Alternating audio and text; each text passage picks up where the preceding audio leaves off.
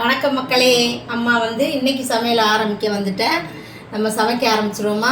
என்ன சமைக்க போகிறேன் அப்படின்னாக்கும், இன்னைக்கு கீரைலாம் நல்லா வேக வச்சு எடுத்துட்டேன்.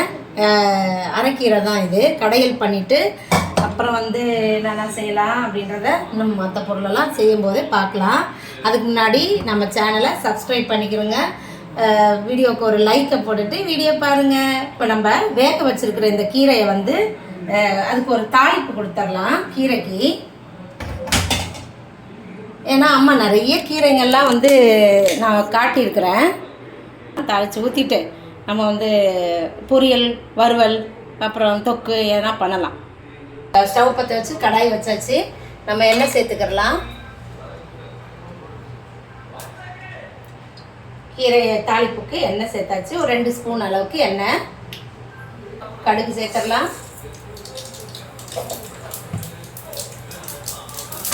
4 காஞ்ச மிளகாய் கிள்ளி போட்டுடலாம்.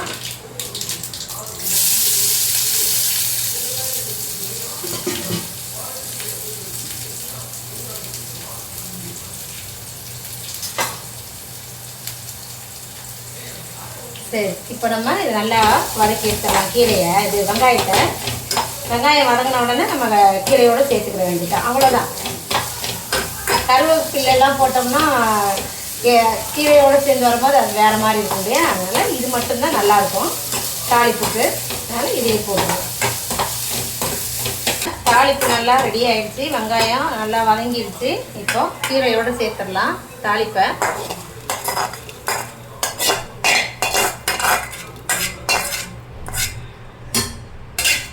இப்போ அதை ஒரு கொதிக்க வச்சிடலாம். இந்த அடுப்பில் வச்சு ஸ்டவ்வில் வச்சு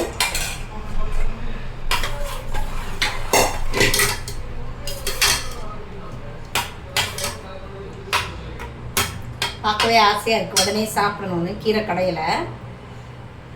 டேஸ்ட் பார்த்துடலாமா? சூப்பராக இருக்குது. அரைக்கீரை கடையல் ரெடி ஆயிடுச்சு. இப்போது நம்ம அடுத்த வேலையை பார்ப்போம். இது ஒரு கொதி வந்தோன்னா மூடி வச்சிடலாம். அப்படியே வாழைக்காய் எடுத்தாச்சு. நான் பாதி முனையை கட் பண்ணேன். சரி சொல்லிடுவோன்னு வச்சுருக்கேன். இப்போ இது ரெண்டையும் நல்லா வறுவல் பண்ணுறதுக்கு கட் பண்ணி எடுத்துக்கலாம். அழகாக ரவுண்டாகவே எடுத்துக்கலாம். சூப்பராக இருக்கும். சாப்பிடுங்க பிள்ளைங்களாம். வாழைக்காயை நல்லா தோல் உரிச்சு எடுத்துடலாம். இதில் இந்த க்ரீன் இருந்தால் ரொம்ப நல்லது தான். ஒன்றும் அது கெடுதல்லாம் கிடையாது. இந்த லைட்டாக க்ரீன் மேல் தோல் மட்டும் லைட்டாக உரிச்சு எடுத்தோம்னா நல்லது தான். இந்த துவர்ப்பு தான் உடம்புக்கு ரொம்ப ஆரோக்கியத்தை தராது. உடல் அதாவது நோய் நொடிகள் வராமல் இருக்கிறதுக்கு இந்த துவர்ப்பு, சுகர் இருக்கிறவங்களாம் துவர்ப்பு சாப்பிடணும்ல. அதனால் இதை இந்த மாதிரி தான் கட் பண்ணி எடுத்துக்கணும்.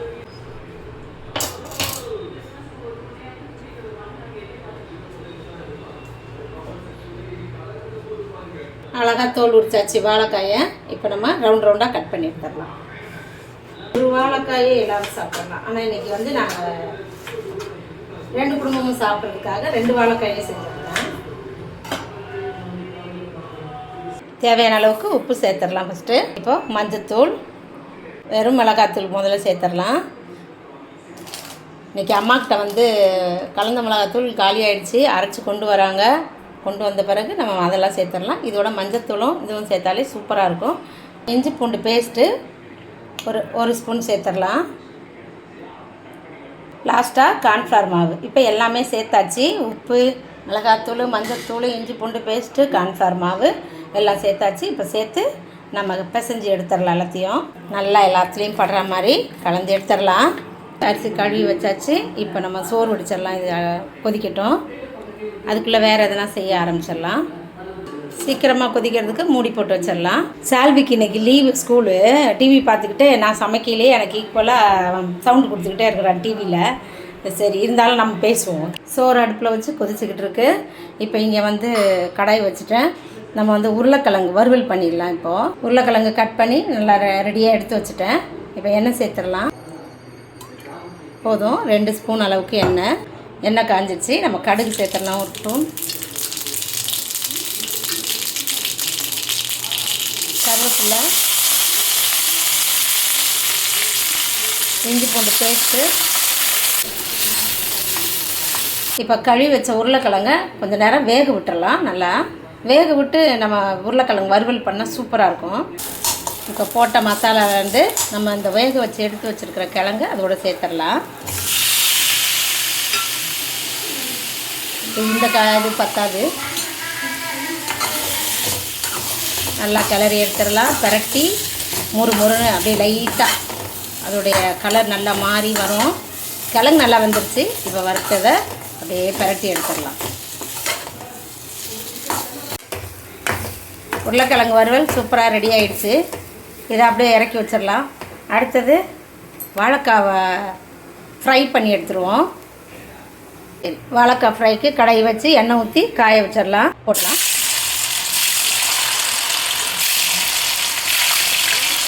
எல்லாத்தையும் வேணால் தனித்தனியாக போட்டு வச்சுக்கலாம்.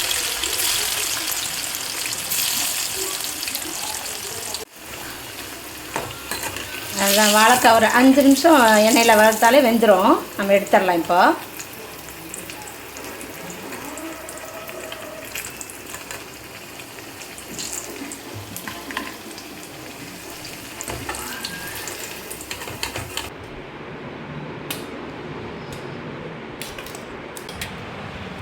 கடையில் போட்டு சாப்பிட்டா சூப்பராக இருக்கும். அதுவும் கீரை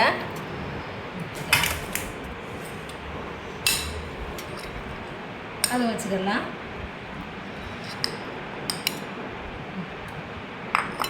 இது வந்து வாழைக்காய் 65 பண்ணியாச்சு. வச்சிடலாம் எல்லாத்தையும்.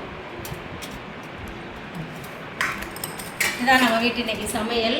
உங்கள் வீட்டிலலாம் என்ன சமையல்னு கமெண்டில் சொல்லுங்கள். இப்போ நாங்கள் சாப்பிட போகிறோம். ஹாய்.